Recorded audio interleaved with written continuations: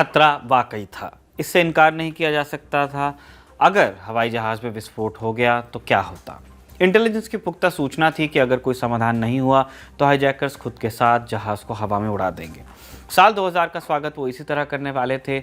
31 दिसंबर की आधी रात को 21वीं सदी की शुरुआत के मौके पर मैं किसी भी कीमत पर 166 मासूम लोगों और एक बच्चे को, जिनमें से कुछ विदेशी भी थे, विस्फोट में उड़ा दिए जाने की जिम्मेदारी नहीं ले सकता था। पहले तो मैं किसी भी समझौते के खिलाफ था, फिर जैसे जैसे वक्त बीता मैं बदलने लगा। ये पूर्व विदेश मंत्री जसवंत सिंह की उस किताब का हिस्सा है जिसमें 1999 के प्लेन हाईजैक की कहानी दर्ज है। Brought to you by Kuku FM. Download the app now. नमस्कार, मेरा नाम है निखिल और आप देख रहे हैं तारीख, जिसमें हम सुनाते हैं उस तारीख से जुड़ी भारत की ऐतिहासिक कहानियाँ। आज 31 दिसंबर है, साल का आखिरी दिन, और आज की तारीख का संबंध है 20वीं सदी के आखिरी हफ्ते की उस कहानी से जब 3 आतंकवादियों को छुड़ाने के लिए एक भारतीय हवाई जहाज़ IC-814 को 7 दिन के लिए हाईजैक कर लिया गया था। शुरुआत से पहले आपको बता दें, तारीख के इस एपिसोड के साझेदार हैं कुकू FM ऐप। कल नया साल शुरू होगा, इस मौके पर हर बार की तरह घिसा पिटा न्यू ईयर रेजोल्यूशन लेने के बजाय मौका दीजिए किताबों को जो बदलाव का ईंधन बन सकती हैं। आप लोगों में से वो लोग जो पढ़ने से बचते हैं या जिन्हें वक्त नहीं मिलता, उनके लिए कुकू FM लाए हैं एक ख़ास ऑफ़र। NY50 कूपन कोड का इस्तेमाल करके आप कुकू FM ऐप के प्रीमियम सब्सक्रिप्शन पर ले सकते हैं 50% का डिस्काउंट। कुकू FM ऐप पर आपको मिलेंगी जाने माने वर्ल्ड लीडर्स की जीवनियाँ, आत्मकथाएं, ढेरों उपन्यास और कई तरह की ऑडियो बुक्स। याद रखिए, NY50 ये कोड सिर्फ 1 जनवरी 2022 तक के ही उपलब्ध है। बाकी जानकारी आपको मिल जाएगी हमारे डिस्क्रिप्शन में। तारीख 24 दिसंबर 1999 कंधार विमान अपहरण की तारीख थी ये। इस तारीख ने तमाम राजनीतिक सवाल खड़े किए, तालिबान का चेहरा दुनिया के सामने लाया और भारत की काफ़ी फजीहत भी की। 24 दिसंबर की शाम शुक्रवार का दिन था। घड़ी में 4:30 बजने वाले थे। काठमांडू के त्रिभुवन इंटरनेशनल एयरपोर्ट से इंडियन एयरलाइंस की फ़्लाइट संख्या IC-814 नई दिल्ली के लिए उड़ान भरने को तैयार थी। नेपाल के अंतर्राष्ट्रीय हवाई अड्डे की सुरक्षा व्यवस्था भारत के किसी कस्बे के बस अड्डे जितनी भी नहीं थी उस जमाने में। मीडिया रिपोर्ट्स के मुताबिक कुछ ही दिन पहले इसी एयरपोर्ट पर एक विक्षिप्त आदमी थाई एयरवेज के एक विमान के कॉकपिट तक पहुंच गया था। IC-814 में कुछ विदेशी यात्रियों सहित कुल 187 पैसेंजर्स और क्रू मेंबर्स सवार थे और फ्लाइंग कमांडर कैप्टन देवी शरण ने इंदिरा गांधी एयरपोर्ट दिल्ली के लिए उड़ान भरी। IGI कॉकपिट में उनके साथ थे फ्लाइट इंजीनियर अनिल जागिया और को पायलट राजेंद्र कुमार। शाम करीब 5 बजे जैसे ही IC-814 इंडियन एयर स्पेस में दाखिल हुआ, 5 नकाबपोश हथियारबंद लोग प्लेन पर अपना कंट्रोल ले चुके थे। इनमें से एक चीफ उर्फ इब्राहिम अख्तर पिस्टल लेकर कॉकपिट में घुसा और कैप्टन देवी शरण को गन पॉइंट पर ले गया। बाकी 4 ने यात्रियों को धमकाना और मारना शुरू कर दिया। देवी शरण ने चीफ हाईजैकर से पूछा, आप लोग क्या चाहते हैं? जवाब में हुक्म मिला, जहाज़ को लखनऊ के रास्ते लाहौर ले चलो। कैप्टन देवी शरण ने समझाने की कोशिश की, उन्हें बताया कि प्लेन में लाहौर जाने तक का तेल नहीं है। जानबूझकर विमान की रफ्तार भी कम कर दी, लेकिन बदले में जिद और धमकी मिली। देवी शरण के पास प्लेन का रुख लाहौर की तरफ मोड़ने के सिवा कोई रास्ता नहीं था, लेकिन लाहौर की तरफ से साफ कह दिया गया कि आप पाकिस्तानी एयर स्पेस में घुस नहीं सकते। यात्री डरे हुए थे, आगे क्या होने वाला है किसी को कोई अंदाज़ा नहीं था। बस बार बार प्लेन को उड़ा देने की धमकी दी जा रही थी जो उन तक पहुँचती थी।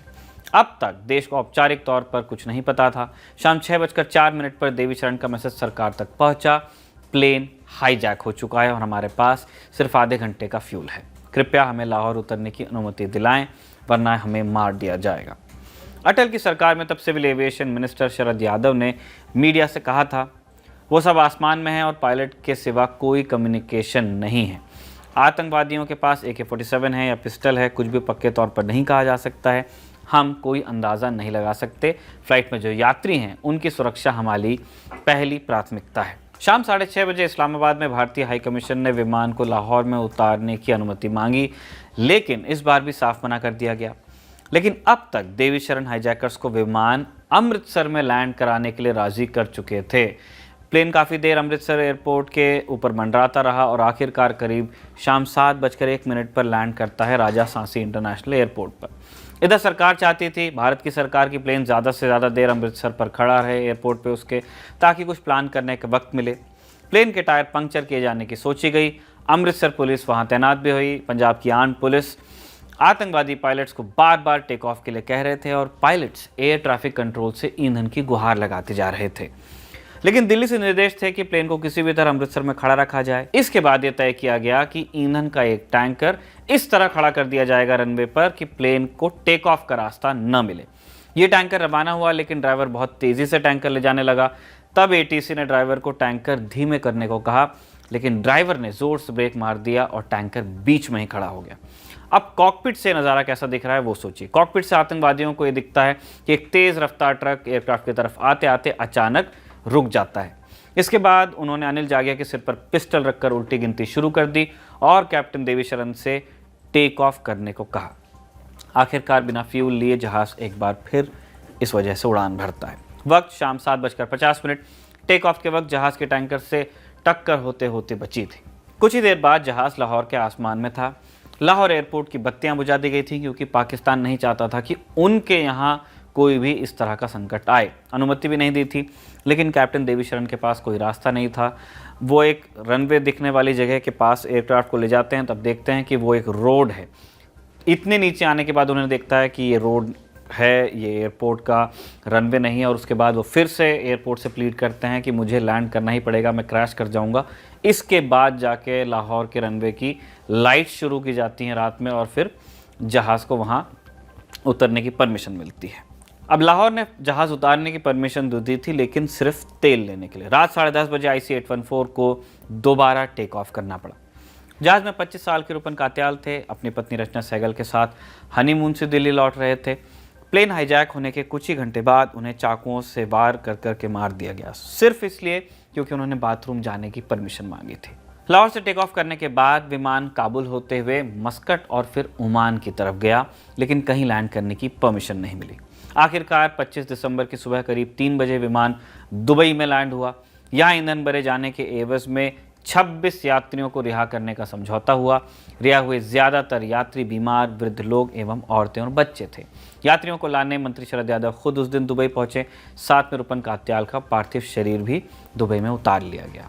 इसके बाद विमान ने अफगानिस्तान में काबुल की तरफ उड़ान भरी, लेकिन काबुल एयरपोर्ट की तरफ से विमान को कंधार ले जाने को कहा गया। 26 दिसंबर की ही सुबह 8 बजे के करीब विमान कंधार हवाई अड्डे पर लैंड करता है। इसके बाद IC-814 पूरे 6 दिनों तक यात्रियों के लिए जेल बना रहता है। इंडियन एयरलाइंस के विमान को अगवा करने वाले आतंकवादियों ने अपनी सुरक्षा के गारंटी के तौर पर तालिबान के भी एक अफसर को अपनी हिरासत में रखा था, ऐसा कहा जाता है। देश तब कुछ दिन पहले ही कारगिल युद्ध से उभरा था। विपक्ष और जनता तत्कालीन प्रधानमंत्री अटल बिहारी वाजपेयी को इसके लिए जिम्मेदार ठहराने लगी। ऐसे में दिल्ली में तमाम मुलाकातों और बैठकों का सिलसिला चलने लगा। पत्रकार विजय त्रिवेदी ने अपनी किताब हार नहीं मानूंगा में इस सिलसिले का काफ़ी अच्छे से जिक्र किया है। वाजपेयी ने विमान में बंधक बने यात्रियों के रिश्तेदारों को प्रधानमंत्री आवास पर अंदर बुलाने और उन्हें सरकारी कोशिश बताने के लिए कहा। तब तक समझौते की बातचीत शुरू हो गई थी।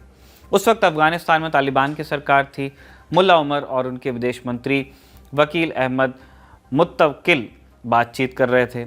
शुरुआत में बंधक यात्रियों की रिहाई के बदले देश की अलग अलग जेलों में बंद 36 आतंकवादियों को छोड़ने, एक आतंकवादी सज्जाद अफगानी की लाश सौंपने और 20 करोड़ अमेरिकी डॉलर की रकम बतौर फिरौती देने की मांग की गई।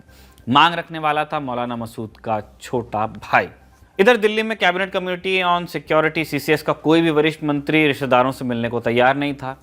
तब तत्कालीन विदेश और रक्षा मंत्री जसवंत सिंह आगे आए। कंचन गुप्ता को साथ लेकर जसवंत सिंह पहुंचे तो भीड़ ने घेर लिया। कोई उनकी सुनने को तैयार नहीं था। लोग चिल्ला रहे थे, हमें हमारे रिश्तेदार चाहिए, हमें कोई फ़र्क नहीं पड़ता कि इसके बदले में क्या देना पड़ेगा। यदि कश्मीर देना है तो दे दो, कुछ भी दे दो, हमारे लोगों को घर वापस ले आओ। अचानक मेरा बेटा है, मेरा बेटा है, चीखते चीखते कोई बेहोश होकर गिर पड़ा। कोई चीख रहा था, कोई दहाड़े मारकर रो रहा था। विपक्ष भी सरकार पर हमलावर था। भीड़ उन्माद में थी ही। जसवंत सिंह अपनी किताब a call to honour in service of emergent India में लिखते हैं, आज भी जब मैं याद करता हूं तो मुझे शर्मिंदगी होती है। शुरुआत में तो शायद अचानक ये हुआ था, लेकिन उसके बाद सरकार को शर्मिंदा करने की किसी प्रायोजित योजना की तरह राजनीतिक कार्यकर्ताओं की भीड़ को तैयार किया गया। सड़कें ब्लॉक की गई, प्रेस ब्रीफिंग्स को बाधित किया गया और सड़क पर शर्मनाक तरीके से उन्माद फैलाया गया। मुझे अभी भी नहीं पता कि वो इस अपमानजनक व्यवहार से क्या दिखाना चाहते थे, लेकिन इसने निश्चित रूप से अंतर्राष्ट्रीय समुदाय की नज़र में भारत को नीचा दिखाने में सफलता पा ली। अपहरण संकट को निपटाने के लिए कई सख्त और तेज तर्रार अफसरों के साथ एक क्रैक कमांडो टीम 27 दिसंबर को कंधार एयरपोर्ट पर उतरती है। पता चला कि तालिबानी लड़ाके पोजीशन लेके खड़े हैं। बातचीत के लिए वहां विवेक काटजू, अजीत डोभाल और सीडी सहाय मौजूद थे। काटजू इस ग्रुप की अगुवाई कर रहे थे, जो डोभाल से 7-8 साल जूनियर थे और सीनियर जूनियर का फर्क कई और ऑफिसर्स में से भी था, और इसीलिए कहा जाता है कि तालमेल को लेकर के उस दौरान क्या हुआ होगा उस बारे में भी सोचना चाहिए। हमले की पोजीशन पर तालिबानी थे। समझौते की बातचीत शुरू हुई इसी कॉन्टेक्स्ट में। तालिबान की तरफ से कहा गया कि मौलाना चाहिए। अफसरों को तब अंदाज़ा नहीं था कि मौलाना कौन है, कौन से वाले मौलाना की बात हो रही है। फिर बताया गया कि मौलाना का मतलब है मौलाना मसूद अजहर, हरकतुल मुजाहिदीन का मुखिया। मौलाना मसूद अजहर 1994 से जम्मू जेल में बंद था। उससे 1994 में तब गिरफ्तार किया गया था जब वो अपने संगठन हरकतुल अंसार के कुछ अंदरूनी झगड़ों को निपटाने वहां आया था। मसूद अजहर को छुड़ाने के लिए एक और आतंकवादी संगठन अल फरान 1995 में खड़ा हो गया था। हरकतुल अंसार ने फिर अगले साल 4 पर्यटकों का अपहरण कर लिया था और उन्हें सहारनपुर के गांव में छिपा कर रखा था। इस अपहरण के पीछे दिमाग था उमर सईद शेख का, जो लंदन स्कूल ऑफ इकोनॉमिक्स का छात्र रहा था। जनरल परवेज मुशर्रफ अपनी किताब लाइन ऑफ फायर में लिखते हैं कि ब्रिटिश MI6 ने ही उमर शेख को तैयार किया था। उमर शेख को पुलिस ने पकड़ लिया और वो तब से दिल्ली की तिहाड़ जेल में था। तीसरा आतंकवादी जिसको छोड़ने की मांग की गई थी वो था मुश्ताक जरगर। जरगर पर 40 से ज़्यादा हत्याओं का आरोप था और इन 40 लोगों में से ज़्यादातर लोग कश्मीरी पंडित थे। समझौता बातचीत में तालिबानी बीच में आए। 5वां दिन यात्रियों के लिए बड़ा मुश्किल भरा था। टॉयलेट्स ओवरफ्लो हो गए थे। चेहरे सिर्फ कहने भर के लिए जिंदा बाकी थे। मौत की दहशत हर किसी के बदन में गहरे उतर गई थी। दिल्ली में प्रधानमंत्री वाजपेयी के चेहरे पर भी चिंता की लकीरें गहरी होने लगी थीं। उनका दिमाग रास्ता निकालने की उलझन में था। दिल्ली में उस दिन 28 दिसंबर को शास्त्री भवन में पत्र सूचना कार्यालय में जसवंत सिंह प्रेस कॉन्फ्रेंस कर रहे थे तो बहुत से रिश्तेदार अचानक घुस आए। वे सभी 35 आतंकवादियों के नाम जानना चाह रहे थे। कोई चीखा, जब मुफ्ती मोहम्मद की बेटी रुबिया के लिए आतंकवादियों को छोड़ा गया तो हमारे रिश्तेदारों को क्यों नहीं छोड़ा जा सकता? जो देना है वो दे दो, हमें कोई फर्क नहीं पड़ता। एक शाम एक सरप्राइज विजिटर प्रधानमंत्री के आवास पर पहुंची। ये स्क्वाड्रन लीडर अजय आहूजा की पत्नी थी। आहूजा ने कारगिल युद्ध में अंतिम बलिदान दिया था। उन्होंने बंधक यात्रियों के रिश्तेदारों से कहा कि भारत को अपहरणकर्ताओं के आगे नहीं झुकना चाहिए। तब ध्यान रखिए, शहीद की बेवा है। भीड़ में से तब कोई चीखता है, वो खुद विधवा है और अब दूसरों को विधवा बनाना चाहती है। वो कौन होती है भाषण देने वाली, कहाँ से आई है? जब माहौल ज़्यादा खराब होने लगा तो उन्हें अंदर ले जाया गया। इसी तरह वीरगति को प्राप्त लेफ्टिनेंट विजयन थापर के पिता कर्नल वीरेंद्र थापर की अपील भी बेअसर दिख रही थी। सरकार में बैठकें लगातार हो रही थी। कंधार से IB के मुखिया अजीत डोभाल का फ़ोन था कि सर कुछ जल्दी कीजिए, इनका सब्र का बांध टूट रहा है। 28 दिसंबर को डील लगभग तय हुई। 3 आतंकवादियों मौलाना मसूद अजहर, मुश्ताक अहमद जरगर और अहमद उमर सईद शेख को छोड़ने पर बात तय हुई। CCS की बैठकों में प्रधानमंत्री के साथ रक्षा मंत्री, गृह मंत्री, विदेश मंत्री और राष्ट्रीय सुरक्षा सलाहकार होते हैं। 36 के बजाय 3 आतंकवादियों को छोड़ने का फैसला इन्हीं सारी बैठकों में किया गया। जसवंत सिंह तीनों आतंकवादियों मसूद अजहर, उमर शेख और मुश्ताक जरगर को लेकर खुद कंधार गए ताकि कोई स्थिति ऐसी बने जिसमें फैसला बदलना पड़े या हाई लेवल डिसीजन लेना पड़े तो दिल्ली की तरफ रुख ना करना पड़े। जसवंत सिंह अपनी किताब में लिखते हैं, मैंने तालिबानियों की सराहना की। उन्होंने जो किया उसके लिए उनका आभार व्यक्त किया। कम से कम उन्होंने समझौते के मुद्दे पर अपहरणकर्ताओं से बातचीत को आगे बढ़ाया था। 2 बातों पर सहमति बनी थी इसके बाद। एक कि तीनों आतंकवादियों की पहचान की जाएगी और दूसरा कि ये होने के बाद ही सभी बंधक यात्री नीचे उतर सकते हैं, उसका क्रू नीचे उतर सकता है। तारीख थी 31 दिसंबर, यानी आज ही का दिन।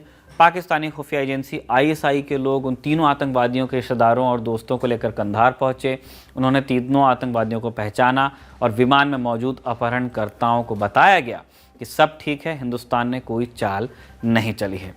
अपहरणकर्ताओं ने हाथ और खुशी के इशारे से यात्रियों को भी बता दिया कि वो कामयाब हुए हैं। इस सूचना के बाद यात्रियों के चेहरे वापस जिंदा लगने लगे। कुछ देर बाद एक एक करके विमान से यात्रियों को उतारना शुरू कर दिया गया। किसी को भयंकर चोट थी, कोई खून से लथपथ था तो कोई लगातार कई दिनों से भूखा था। लेकिन गनीमत थी कि लोग अब पूरी तरह जिंदा थे। जसवंत सिंह की किताब में लिखे मुताबिक कंधार में उन्हें पता चला था कि हाईजैकर्स ने विमान में भारत सरकार के लिए 21वीं सदी की शुरुआत के लिए एक गिफ्ट छोड़ा है। जसवंत सिंह ने कैप्टन सूरी से तब कहा था कि बेहतर होगा हम विमान को छोड़ दें और लाउंज में वापस चलें।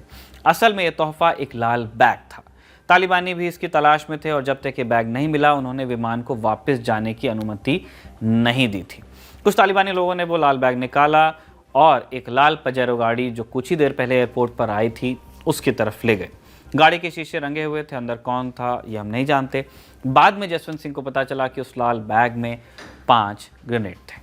तारीख का एपिसोड लिखा था हमारे साथी शिवेंद्र गौरव ने और कैमरे पर इसे रिकॉर्ड किया था हमारे दोस्त बाल मुकुंद ने। देखते रहिए द ललन टॉप। नमस्ते और नए साल की ढेरों बधाइयाँ आपको।